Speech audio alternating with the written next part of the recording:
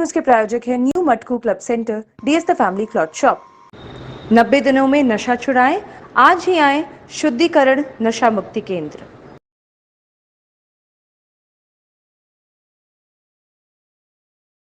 गीता वाटिका wholesale में खरीदें bridal lehenga और साड़ी। गोरखपुर में पहली बार आयुर्वेदा प्रोडक्ट वाला लेडीज सैलून 11 मार्च को खुल रहा है। गोरखपुर में 1 लाख से अधिक वाहन का भरना होगा ग्रीन टैक्स। 15 वर्ष आयु पूरी कर चुके वाहनों का पर भी लगेगा ग्रीन टैक्स।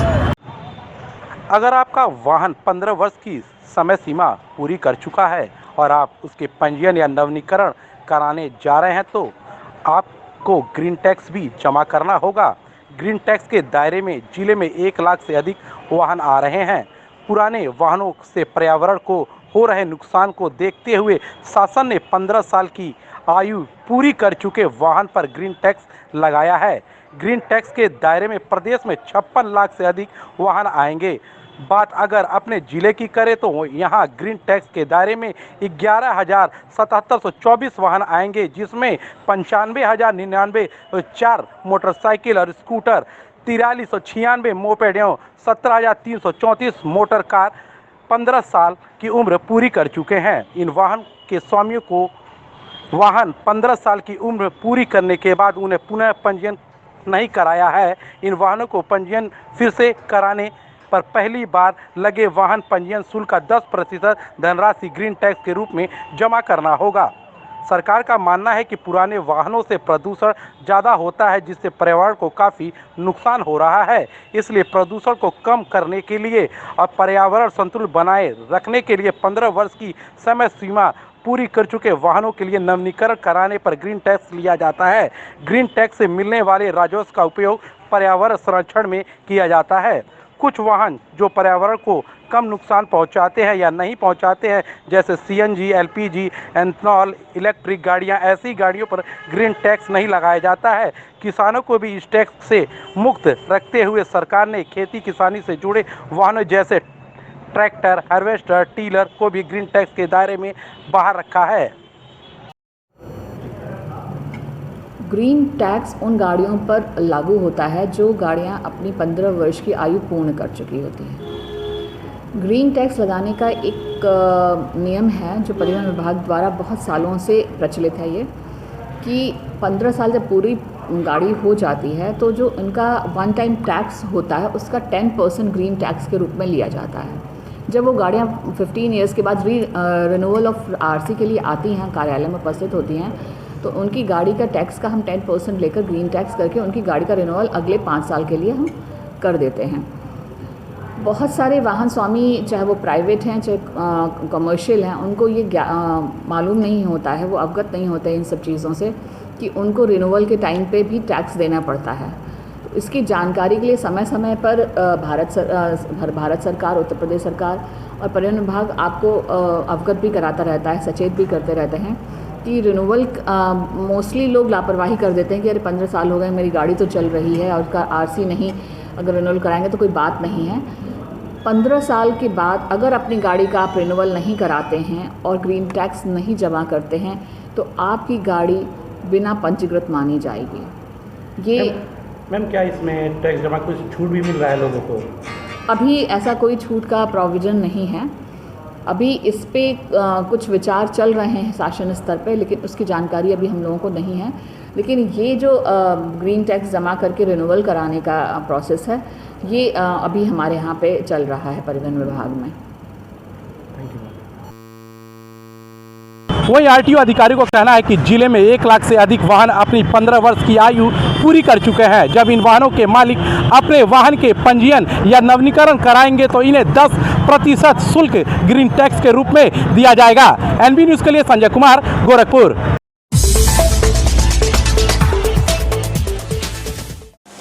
वैश्विक महामारी कोरोना का सेकेंड स्ट्रेन एक बार फिर से देश को डरा रहा है। अगर बात करें तो बीते 48 घंटों में देश में कोरोना के मामले बहुत ज़्यादा आए हैं और ऐसी स्थिति में देख सकते हैं मैं गोरखपुर के रेलवे स्टेशन कैवे पे हूँ और यहाँ पर कुछ लोग हैं जिन्होंने मास्क नहीं लगाया है। हम इनसे बात करते हैं। मास्क नहीं लगाया चाचा? अरे लगाते तो भाई सूरती भी बना रहे हैं और मास्क भी नहीं लगाया आपने। फर्क है यहाँ हैं फर के आए हैं। दूरी आ जाती है, अच्छा दूरी नहीं कोरोना रह मतलब ये कौन सा मास्क है? गमछी भी तो माँ से दूरी तो है। सर पे था आपके। अगर हम बात करें तो कैबे पे आने वाले जो कैबे से आने वाले लोग हैं, यात्री हैं, उनकी भी जांच खाना पूर्ति होकर रह गई है। और यही कारण है कि एलटीटी जो मुंबई से चल के आई हुई गाड़ी थी, उस गाड़ी के जो यात्री थे वो यहाँ से बिना चेकिंग के चले गए।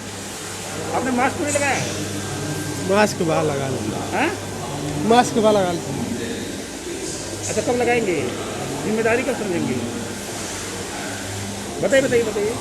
वही बैठल रहिए, भुला के नहीं भुला गई ये तरह तो कोरोना तक चल। ये लोग ऐसे हैं। एनवी न्यूज़ की ये पहल है कि कम से कम लोग समझदार हों, सजग रहें, क्योंकि कोरोना संक्रमण को लेकर मास्क आपने क्यों नहीं लगाया? मास्क मालूम है आपको कोरोना बढ़ रहा था कि नहीं? मास्क है कि नहीं आपके पास? मास्क एटीएम बाजे कटो देख सकते हैं तमाम बहाने हैं, इनके पास मास्क ही नहीं है। और ये अब इन्होंने जेब से निकाला है, लगाया है। और भी बहुत सारे लोग आपको मिल जाएंगे जो बिना मास्क के यहाँ पे घूम रहे हैं। और जो कार्रवाई है वो कार्रवाई भी सिर्फ खाना पूर्ति के लिए ही बनाई गई है, कागज़ों में खाना पूर्ति हो रही है। ऐसी स्थिति में सबसे बड़ा डर यह है कि जो कोरोना है वो किसी को। आपने मास्क क्यों नहीं लगाया भैया? आपको? जी सर मास्क लगाए थे, वो गिर गया था नीचे, वो देख रहे थे तो। अच्छा। मास्क का चक्कर यही है। तो ये हाल है। आप देख सकते हैं यहाँ पे जितने लोग हैं करीब ये सज्जन सोए हुए हैं। कैमरे को दिखाना चाहूँगा, बिना मास्क के सोए हुए हैं। और इतना क्यों बिना मास्क को भाई? मास्क क्यों नहीं लगाया है? जेबिया में है। खुद अपनी जिम्मेदारी समझना होगा लोगों को, तभी जाके जो है इस बीमारी से हम निजात पा सकते हैं।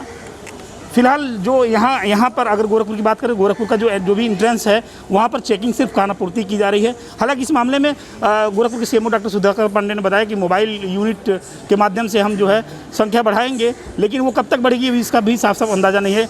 ऐसी स्थिति में सवाल यह लाजमी है कि जो लोग आएंगे वो संक्रमित होंगे या नहीं होंगे, और अगर वो जाएंगे तो अगर वो संक्रमित हैं तो कितने लोग और संक्रमण देंगे। प्रदीपान श्रीवास्तव, एनवी न्यूज़, गोरखपुर। गोरखपुर का आबकारी विभाग कच्ची शराब के ठिकानों और उसके कारोबारियों पर लगातार दबिश दे रही है। आज भी राजघाट थाना क्षेत्र के कुछ ठिकानों पर दबिश दी गई है। क्या कुछ बरामद हुआ और कितने लोगों के ऊपर मुकदमा दर्ज हुआ, ये हम जानना चाहते हैं। हमारे साथ आबकारी निरीक्षक राकेश जी हैं। सर, आपका एनवी न्यूज़ में स्वागत है जी। आज राजघाट थाना क्षेत्र में किन जगहों पर दबिश दी गई और क्या बरामद हुआ और कितने लोगों के खिलाफ मुकदमा दर्ज किया गया? जिलाधिकारी महोदय के निर्देश पर जनपद गोरखपुर में लगातार पंचायत चुनाव के दृष्टिगत जो है अवैध शराब के विरुद्ध प्रभावी प्रवर्तन कार्य किया जा रहा है। उसी के क्रम में आज की भी कार्रवाई हुई है। हम लोग को मुखबिर से सूचना मिली थी कि जो हरबड़ चकला अव्वल में कुछ लोग जो है सुबह शराब की बिक्री कर रहे हैं, तो उसी के जो है सूचना पर विश्वास करते हुए हम लोगों ने कार्रवाई की है। आबकारी एवं पुलिस की संयुक्त टीम ने जो है यहाँ पर दबिश की। कुल 110 लीटर अवैध कच्ची शराब बरामद हुआ है। 2 लोग के विरुद्ध जो है मुकदमा पंजीकृत किया गया है। एक महिला पकड़ी गई है, पाना देवी, जो है उसके पास से जो शराब बरामद हुई उसके आधार पर थाना राजघाट में उसके खिलाफ जो है प्राथमिकी दर्ज कराई गई है और उसको जेल भेजा गया है। सर, क्या ठोस कार्रवाई की जा रही है कि आगे ये कच्ची शराब वालों के खिलाफ एकदम इनकी कमर टूट जाए? क्या कुछ छोट रणनीति बनाई जा रही है? हम लोग जो है लगातार प्रवर्तन कार्य कर रहे हैं। जहां भी हम लोग को अवैध शराब के संदर्भ में कोई भी गतिविधि मिल रही है, कोई भी सूचना मिल रही है, हम लोग वहां पे त्वरित कार्रवाई कर रहे हैं। जनपद में सारे पुलिस चौकीदारों से संपर्क स्थापित करके, सारे जो है कोटेदारों से संपर्क स्थापित किया जा रहा है। सबको पूर्व प्रधानों से जो संभ्रांत व्यक्ति हैं गांव के, उनके जो है उनसे संपर्क स्थापित करके अपने जो हम लोग के मुखबिर हैं उनसे संपर्क स्थापित किया जा रहा है कि कहीं पर भी अवैध शराब के संदर्भ में कोई भी गतिविधि हो हमको तुरंत सूचना दीजिए और उस पर जो है तत्काल कार्रवाई की जाए। ये थे आबकारी विभाग के निरीक्षक और इन्होंने बताया कि जो कार्रवाई चल रही है वो लगातार चलती रहेगी। फिलहाल अभी त्रिस्तरीय पंचायत चुनाव चल रहे हैं, उसको लेकर आबकारी विभाग काफ़ी एक्टिव है। जिलाधिकारी के निर्देश पर लगातार कार्रवाई की जा रही है। आज राजघाट थाना क्षेत्र के कुछ स्थानों पर दबिश दी गई और भारी मात्रा में कच्ची शराब बरामद करते हुए 2 लोगों के खिलाफ मुकदमा भी दर्ज किया गया। आगे भी यह कार्रवाई चलती रहेगी। एनवी न्यूज़ के लिए गोरखपुर से गोविंद कुशवाहा।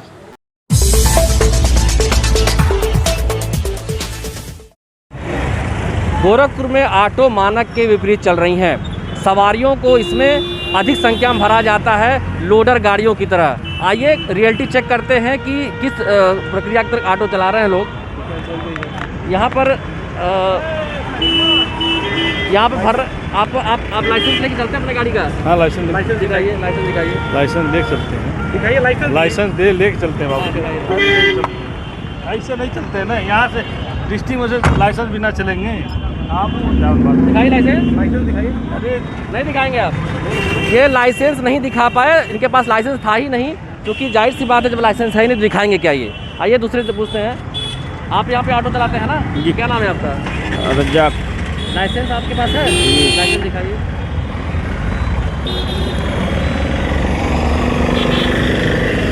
लाइसेंस कार वाला नहीं है, कागज वाला है। कौन सा है? पुराना। ओरिजिनल है कि नकली है पहले देखा?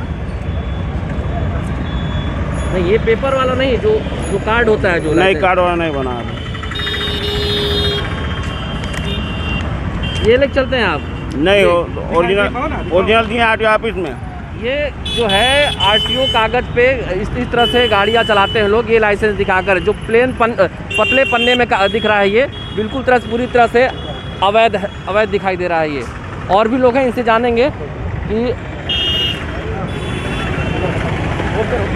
किस तरह से यहाँ पर ऑटो लोग चला रहे हैं। आप क्या नाम है आपका? संजय। कहाँ से कहाँ तक चलाते हैं गाड़ी आप? शाहजहानाबाद से गोरखपुर। शाहजहानाबाद गोरखपुर। कागज है गाड़ी का? है पेपर है गाड़ी का? सब ओके। आपके पास लाइसेंस है? हाँ, लाइसेंस हाँ, है? लाइसेंस है। लाइसेंस दिखाइए।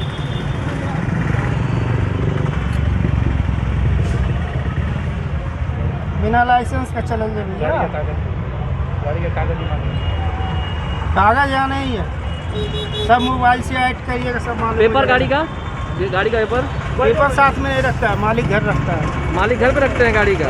आजकल मोबाइल युग है। इनके पास लाइसेंस तो है लेकिन गाड़ी का पेपर नहीं है। आप क्या एज है आपकी? मेरा 21 साल है। कहाँ से कहाँ तक ऑटो चलाते हैं आप? शाहजहानाबाद गोरखपुर। शाहजहानाबाद गोरखपुर। हाँ। आपके पास लाइसेंस है? यस। दिखाइए।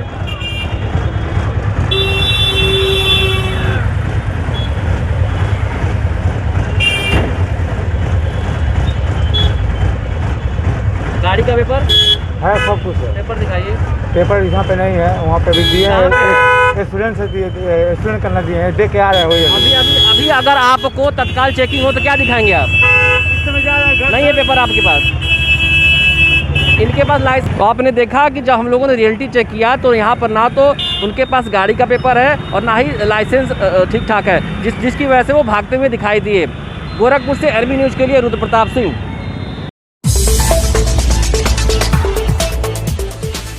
गांव के विकास में ग्राम पंचायत सदस्यों की भूमिका अहम होती है। बता दें कि ग्राम पंचायत के गठन के लिए ग्राम प्रधान के पास ग्राम पंचायत सदस्यों का 2/3 बहुमत होना जरूरी होता है।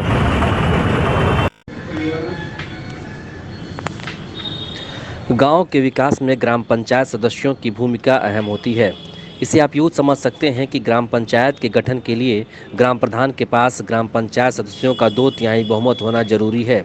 जिले में नामांकन प्रक्रिया खत्म हो चुकी है, लेकिन ग्राम पंचायत सदस्यों के 16,372 पद के मुकाबले सिर्फ 16,076 नामांकन दाखिल हुए हैं। ऐसे में स्पष्ट है कि 100 से अधिक ग्राम पंचायतों के ग्राम चुनाव जीतने के बाद भी शपथ ग्रहण नहीं कर पाएंगे। यहां ग्राम पंचायत सदस्य के लिए 6 माह के भीतर उपचुनाव कराना ही पड़ेगा। गोरखपुर जिले के 1295 ग्राम पंचायतों में ग्राम प्रधान का चुनाव होना है, जिसके लिए 11,292 नामांकन दाखिल हुए हैं। दूसरी ओर ग्राम पंचायत सदस्यों के लिए 16,372 सीटें जिले में हैं, जिनके सापेक्ष सिर्फ 16,072 नामांकन दाखिल हुए हैं।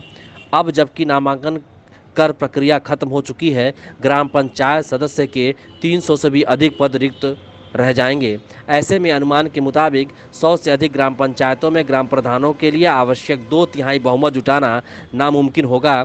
जिले की ग्राम पंचायतों में कहीं ग्राम पंचायत सदस्य के 11 तो कहीं 13 तो कहीं 15 पद हैं। ऐसे में ग्राम प्रधान को शपथ लेने के लिए 2/3 बहुमत के हिसाब से क्रमशः 8, 9 और 10 ग्राम पंचायत सदस्य का समर्थन चाहिए होगा। कोरम पूर्ण होने पर वे शपथ ले पाएंगे।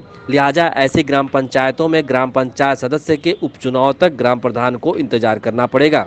वहीं ग्राम पंचायत में ग्राम पंचायत सदस्य के दावेदारों की बल्ले बल्ले है। यहाँ ग्राम प्रधान पद के प्रत्याशी न केवल उनके चुनाव का खर्च उठा रहे हैं बल्कि उन्हें समर्थितों का वोट दिलवाने का वादा भी कर रहे हैं। गोरखपुर से एनबी न्यूज के लिए रुद्र प्रताप सिंह।